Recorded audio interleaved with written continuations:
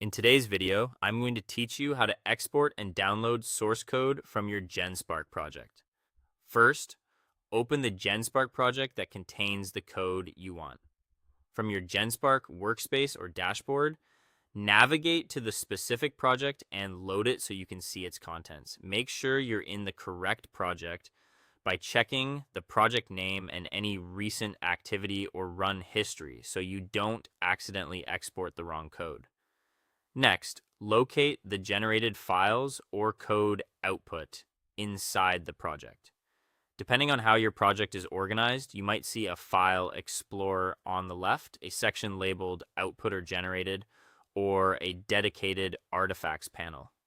Expand folders and skim file names to confirm you're looking at the actual source files you want. Things like .py, .js, .java, or configuration files. If your project produces build artifacts, distinguish those from the editable source so you export exactly what you need. When you're ready, click the Export, Download, or File Management option. This may appear as a button labeled Export or Download, or as an icon with 3 dots or a small drop down near the Files panel. If you don't see it immediately, check the top toolbar or the context menu for the file tree. If the option is grayed out, wait for any in-progress generation to finish. You'll then choose the format or file package for the source code.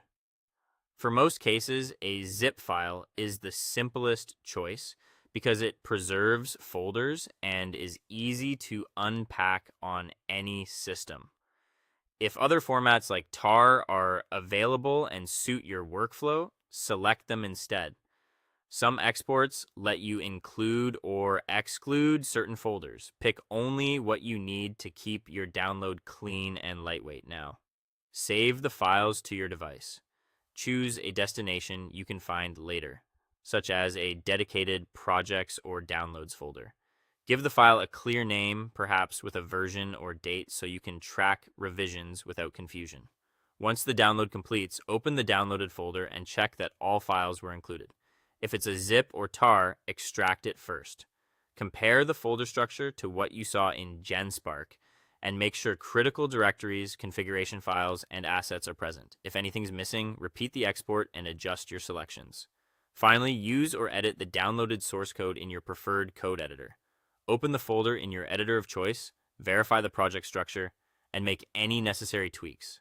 From here, you're ready to build, test, or integrate the code into your workflow.